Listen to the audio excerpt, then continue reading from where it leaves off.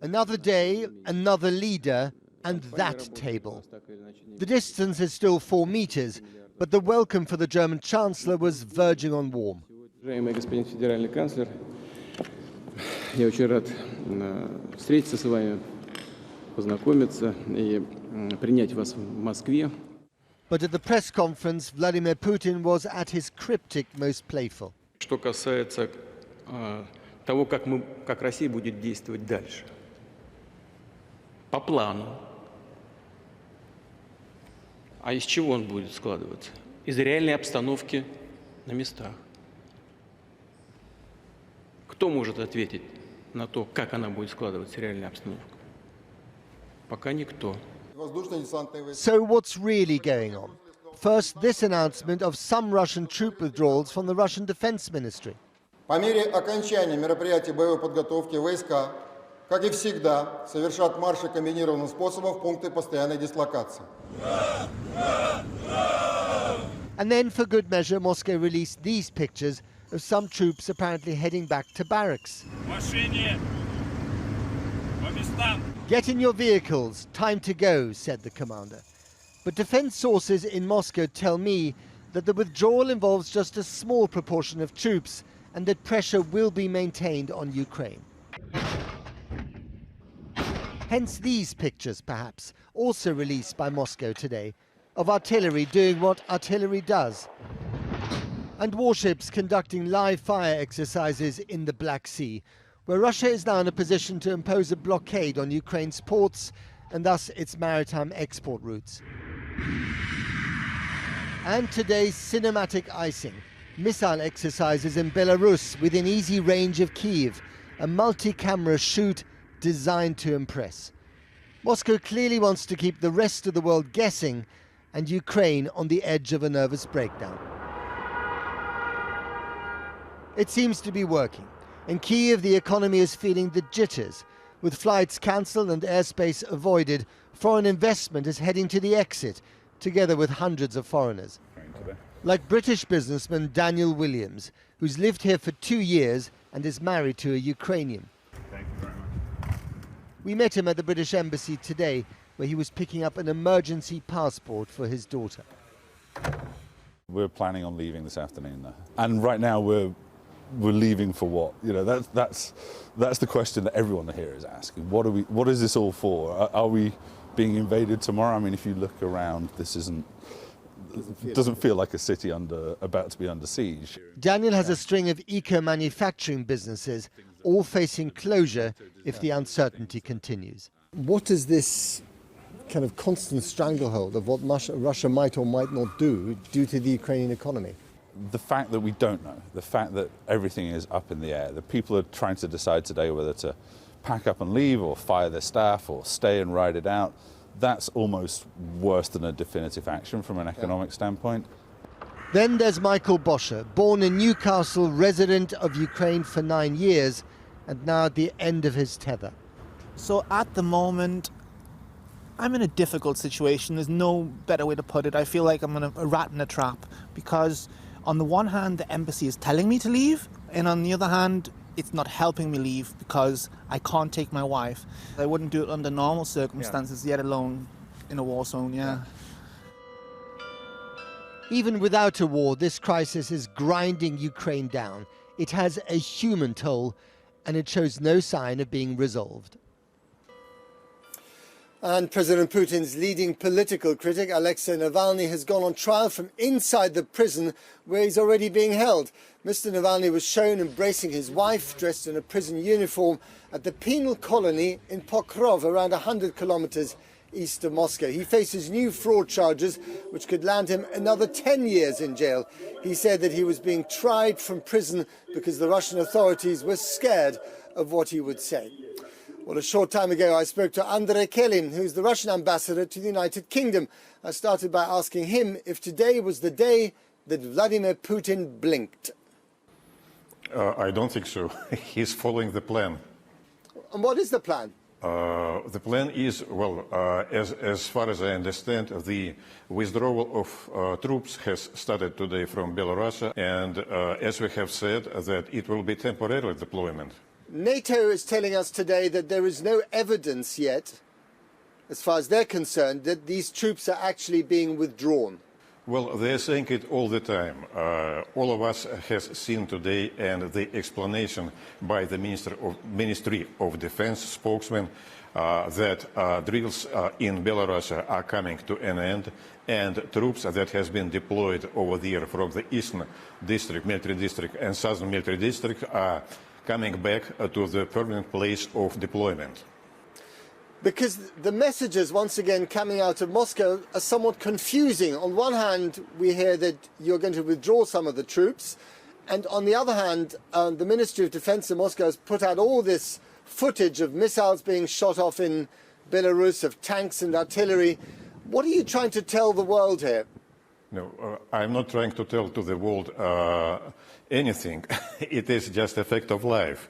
It is that we will proceed with diplomatic means, the resolution of the current conflict, and that's the way we are going to do this.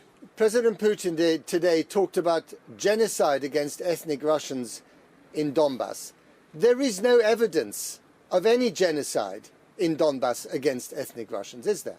I would suggest that you will go you will cross the line in Donbass, the line of that delimits Ukrainian army and people of Donbass, and it is nearly 4 million people that are living over there.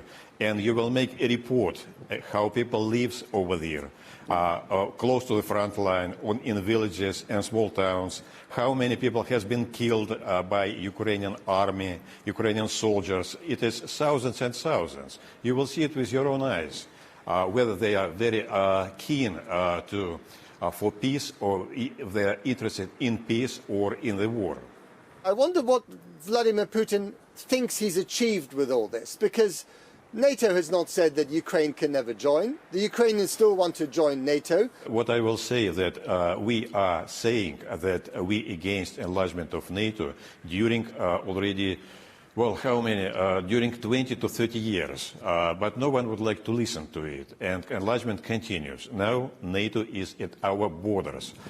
And it produces clear danger for us, both militarily and politically. The reason why other countries want to be stronger members of NATO, why the Ukrainians want to join NATO, is that they feel threatened by Russia. There are different reasons for joining to NATO. It is now invented that NATO, this is a European security architecture. This is not true. Europe is much larger than that. Even part of Kazakhstan is also Europe, by the way. So we need a different European architecture, which that will encompass everybody, and where security will be equal for everybody, not just for a group of states. I wonder if this all comes down to a pretty basic principle of self-determination. Ukraine is a sovereign, independent nation.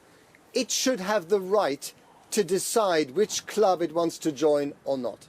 And it shouldn't be up to you to tell it to do something or something else. Ukraine does not exist in space. It exists on the map, and it has neighbors.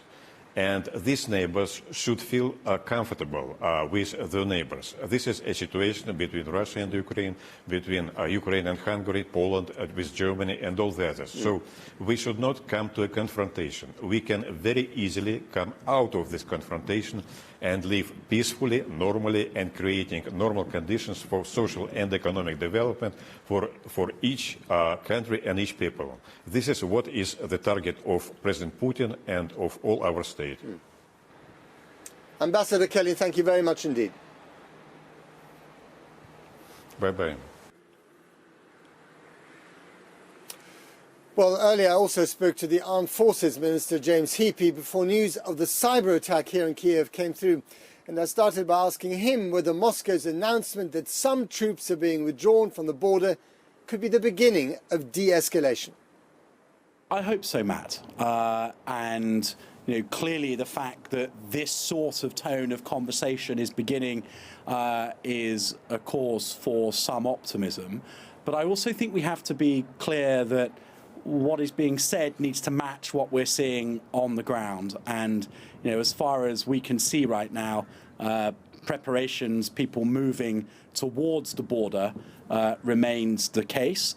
And I would prefer to see people moving away from it so that the actions of troops are matching the words we're hearing from Moscow. So to be clear, you've seen no evidence, satellite evidence or evidence of any other kind that would indicate so far that they're actually withdrawing any troops? Well, look, there's plenty of open source material that you will see, like I can, that shows that Russian forces are still moving towards the border rather than away. So I have optimism. I think you have to engage in a diplomatic process in good faith, and the fact that we're hearing from Moscow that exercises will end and people will return to their bases should be something that we feel optimistic about. But we just want to see that matched by actions on the ground. Which is a bit strange, isn't it? Because you have been very prepared, so has Washington, to basically share all the intelligence with the rest of the world almost immediately. That's been part of the strategy. So I just wonder whether you at this stage, if indeed they are withdrawing, you feel that you've got this one wrong, that you've been basically playing Vladimir Putin's game here. Well, no, actually, I think that it is an inevitable part of modern conflict that the information battle matters, and if you have intelligence, as clearly there was, that a false flag might be used as the pretext for an invasion, clearly you want to call that out in order to remove the possibility of that false flag operation succeeding. So I think that the way that London, Washington and our allies have exposed the build-up of Russian forces and have exposed the various bits of intelligence that we've had to suggest what the route to conflict might have been, perhaps we've reached a point where actually it's forced our colleagues in Russia to reappraise the situation and to look for a different track. I don't know we'll ever know that, but frankly, I'm much more focused on avoiding a conflict, and if it appears that the West got it wrong, but we end up without a war, well, I'm not sure that's a bad outcome. Has Putin blinked first, then, in this? I would never want to give anybody a headline like that, because that is just escalatory in itself. If as a consequence of a combination of things over the last few weeks, the threat of an economic sanction and the impact that threat is having on the Russian economy, if the cost of military action has started to become clear, then that's a good thing that Russia may be moving in a different direction. But I don't know what the thought process is within the Kremlin. All that I really care about is that, firstly, some comments have been made this morning that give us some room for cautious optimism. But until those are matched by troop movements, people like me need to continue to be very vigilant and be very clear in what we're in communicating what we're seeing and the danger that presents. James Heapy, thank you very much indeed. Thanks, Matt.